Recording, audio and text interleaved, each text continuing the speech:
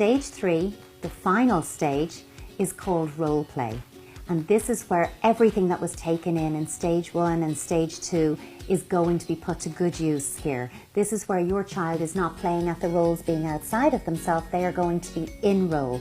They are becoming the characters that they are playing out.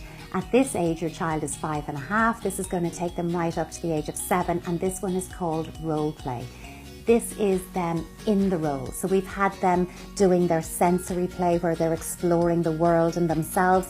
We've had them doing projective play where things are happening outside of themselves and they're getting the toys to talk.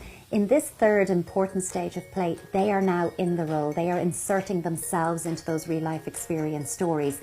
I want to draw a really clear line between what is role play and what is dress up, because your child having access to lots of beautiful Disney princess costumes or, Toy Story pirate costumes, anything like that, it's not role play. If your child puts on a costume of Belle from Beauty and the Beast or Elsa from Frozen, then quite literally they are Elsa from Frozen and they will reenact that story that they know and we all know by heart at this stage.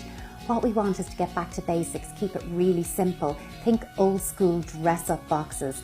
If you give your child a scarf, one of your big scarves that can be spread out, the possibilities are endless. That can be a magic carpet, it can fly away somewhere. That can be a shawl and make me an old person. That can be a sling and bandage up my arm. That can be a cloth to wrap a baby in and be a mommy or a daddy in that play. But I get to project anything onto that prop. So that prop is part of my play, but it doesn't define my play.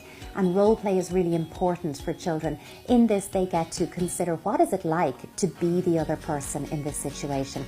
How would I be if I was a mommy or daddy? How would I be if I was a nurse or a doctor or a patient? How would I be if I was a vet or the animal or the teacher or the student? And I will highlight here that role play is dramatic. It is over the top.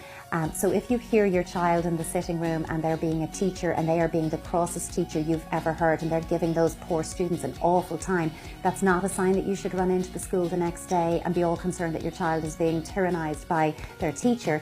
I make it big, I make it dramatic to explore all of the boundaries and all of the possibilities. And this is really important. This is also, by the way, any parents need to consider, this is also where you're going to hear that row you thought you had in private the night before fully reenacted in the playroom through role play now. They're taking in everything that's going on around them in life and they are using this stage of play to restructure it and consider it in a different way. And that's going to take them up to 7. So the 3 stages of play run from 0 right up to 7. And at that stage, your child is moving into a space where they are now able and have the skills to begin self-regulating their emotions.